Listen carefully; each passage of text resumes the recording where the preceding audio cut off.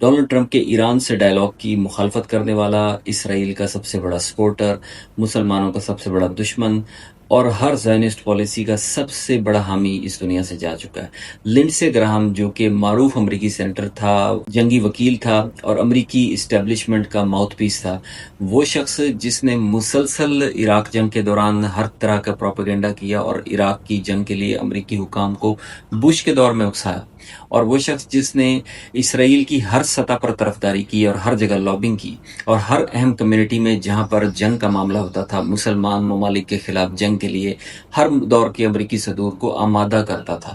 وہ شخص جس نے ہر سطح پر فری میسری اور یہودی لابی کی ہر سطح پر حمایت کی، وہ شخص جس نے ہر سطح پر مسلمانوں کی مخالفت میں، روس کی مخالفت میں کوئی کسر نہ چھوڑی، اور وہ انسان جس نے جب امریکہ ڈائلاگ کرنے جا تھا ایران سے، مسلسل اس پر آفیشیلی شکوک و شبہات کا اظہار کرتا رہا، وہ دنیا سے جا چکا ہے۔ اور ڈونلڈ ٹرمپ کا سب سے بڑا پہلے مخالف تھا، بعد ازاں یہ اس خوش فہمی کی بنیاد پر ٹرمپ ایڈمنسٹریشن کا حصہ بن گیا کہ ٹرمپ بھی گریٹر اسرائیل کی ریاست کے لیے کام کر رہے ہیں، تو گریٹر اسرائیل کی ریاست کے لیے اس سے بڑا زخم اور نقصان نہیں ہو سکتا کہ اس کا ایک بہت بڑا حمایتی اس دور میں، پراشب دور میں، جبکہ وہ ایران سے جنگ ہار چکا ہے، اس مومنٹ پر دنیا سے چلا گیا، اور جبکہ اسے امریکہ میں لابنگ کی شدید ضرورت تھی، جبکہ ایران امریکہ ڈائلاگ بڑی حد تک کامیاب ہو گئے اور چھوٹی موٹی جو رکاوٹیں ان کے باوجود ایران اور امریکہ میں ایک سیز فائر ہو گیا۔ اس مومنٹ پر اسرائیل کو بڑی شدید ضرورت تھی، نیتن یاہو کو ضرورت تھی لنڈسے گراہم کی، اور روس مخالف جتنی بھی ایکٹیویٹی ہو رہی تھی ویسٹرن یورپ کو، ایسٹرن یورپ کو جو جنگ کے لیے اکسانے والا شخص تھا وہ یہی تھا۔ اور یوکرین میں جب یہ دورہ کر رہا تھا اس میزائل اور ڈرون فیکٹری کا، تو اس ڈرون فیکٹری سے واپسی کے فوراً بعد اس فیکٹری پر اٹیک ہوا اور یہ بال بال بچ گئے، لیکن گھر آ کر ہارٹ اٹیک ہوا۔ ماہرین یہ شکوک و شبہات کا اظہار کر رہے ہیں کہ لنڈسے گراہم کی موت میں کہیں رشیا تو ملوث نہیں ہے یا ایران تو ملوث نہیں، لیکن یہ محض کانسپریسی تھیوریز ہیں، کیونکہ ایسا کچھ بھی نہیں ہے، اور ہارٹ اٹیک کسی کو بھی ہو سکتا ہے 70-71 برس کی عمر میں، جبکہ خاص طور پر بغض دل میں مسلسل پنپ رہا ہو اور مسلسل انسان اس ٹینشن میں ہو کہ اس کے جتنے سہونی عزائم ہیں وہ مٹی میں ملتے نظر آ رہے ہیں، اور ادھر رشیا یوکرین کو مار رہا ہے، ادھر ایران اسرائیل اور عرب ملکوں کے لیے، امریکہ کے لیے مصیبت بنا ہوا ہے، اور ٹرمپ جو ہے وہ ڈائلاگ کرنے سے باز نہیں آ رہا۔ سارے عزائم جب مٹی میں مل رہے ہیں تو انسان مایوس ہو کر بھی ہارٹ اٹیک کا شکار ہو سکتا ہے، اور اس سارے معاملے میں یوکرین کے خلاف جو ویسٹرن یورپ کو متحد کرنے میں اس شخص کا ایک اہم ترین کردار تھا۔ ایران جنگ کے لیے جنگوں پر اکسانے والا، اور اس نے یہ ایک موقع پر یہ سٹیٹمنٹ بھی دی تھی کہ اگر جس طریقے سے ایران پر بمباری کی گئی ہے اگر غزہ پر کر دی جائے تو کیا ہی بہتر ہو۔ پھر ایک موقع پر اس نے کہا کہ مجھے مسلمانوں کا خون پینا بہت پسند ہے۔ یعنی اس قسم کی ارسپانسیبل سٹیٹمنٹس یہ جذباتیت میں نہیں دیتا تھا بلکہ سوچ سمجھ کر دیتا تھا۔ وہ جانتا تھا کہ جنہیں یہ راضی کر رہا ہے اور جن کے لیے کام کر رہا ہے انہیں معلوم ہونا چاہیے کہ وہ ان کے لیے کام کر رہا ہے۔ تو یہ ساری سازش کرنے والا شخص آج دنیا سے جا چکا ہے، اور ٹرمپ نے اگرچہ سکون کا سانس لیا ہوگا کیونکہ یہی وہ شخص تھا جو امریکن ریپبلکن لیول پر بھی امریکی صدر ڈونلڈ ٹرمپ کی مخالفت کرتا تھا ڈائلاگ کے عمل کی۔ جب نیوکلیر پروگرام کے لیے ڈائلاگ جاری تھے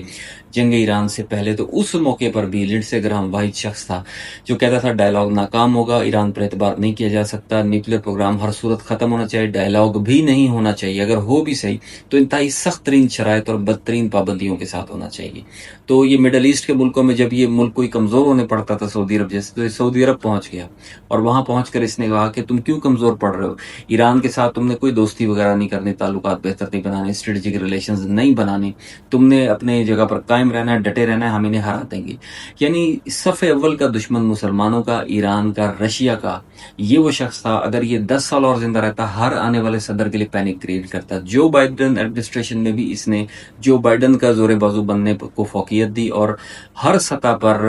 جتنے بھی امن پسندی کی کاوشیں ان میں رکاوٹ بنتا رہا۔ اور سینٹ کی اہم کمیٹی کا ظلم یہ ہے کہ سینٹ کی ہر کمیٹی کا حصہ رہتا تھا۔ کوشچن یہ ہے کہ لنڈسے گراہم کا بہترین متبادل کون ثابت ہوگا اسرائیل کے لیے اور اینٹی رشیا لابی کے لیے، کیونکہ امریکہ کی ایڈمنسٹریشن میں ویسٹ ایگزیکٹ جیسے پرائیویٹ کمپنیز جو ہوتی ہیں جو پرائیویٹ جنگیں لڑتے ہیں، ملٹری انڈسٹریل کمپلیکس کے نمائندے بہت کم تعداد میں پائے جاتے ہیں۔ اس کے بارے میں یہ بھی کہا جاتا تھا کہ یہ امریکی ملٹری انڈسٹریل کمپلیکس جو جنگیں کرواتا ہے تاکہ ان بزنس مینوں اور ان مخصوص ملٹی نیشنل دفاعی سامان بنانے والی کمپنیز کا سامان بک سکے، تو ان کا نمائندہ تھا، یہ سیریسلی ان کے لیے لابنگ کرتا تھا، ان سے کمیشن لیتا تھا، اور اگرچہ یہ غریب بیک گراؤنڈ سے تعلق رکھتا تھا، یہ کوئی امیر نہیں تھا، اس نے اپنی بہن کی کفالت کی ماں باپ کے مرنے کے بعد، پھر یہ غربت سے وکیل بنا، لیکن افسوس کہ اس نے اپنے تمام پولیٹیکل اور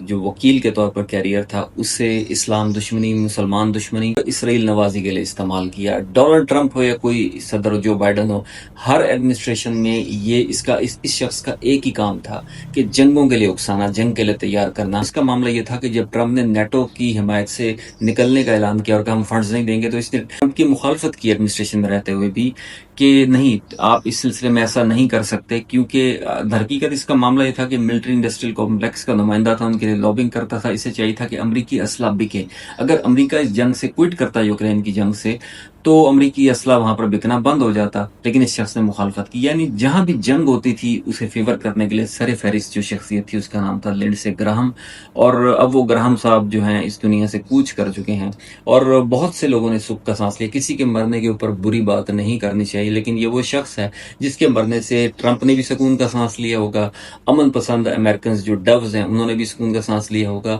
اور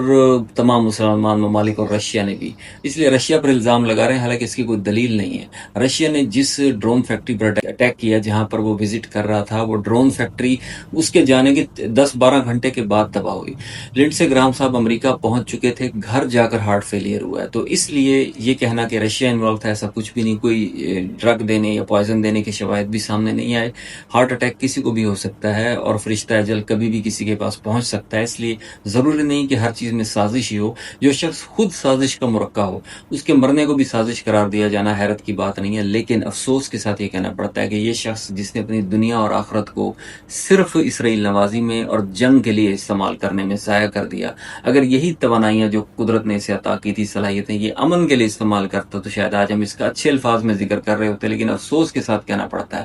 ایسے لوگوں کے جانے سے زمین اور دنیا پاک ہی ہوتی ہے، ایسے لوگوں کے رہنے سے انسانیت تنگ ہوتی ہے، جرم اور جرائم میں، جنگوں میں اضافہ ہوتا ہے، اور یہی کچھ ہوا لنڈسے گراہم صاحب کے اس دنیا میں رہنے سے کہ جنگیں بڑھتی رہیں اور امن کم ہوتا رہا، اور ڈائلاگ جہاں ہوتا تھا یہ اس ڈائلاگ کا گلا گھونٹنے کے لیے ہر ایڈمنسٹریشن کا حصہ بن جاتا تھا۔ اس کی یہی چالاکی ثابت کرتی ہے کہ یہ کس کی لابی تھا اور کس کی نمائندگی کر رہا تھا۔ ڈیموکریٹس کے ساتھ بھی تعلقات اچھے رکھتا تھا، ریپبلکنس کے ساتھ بھی، ہر حکومت میں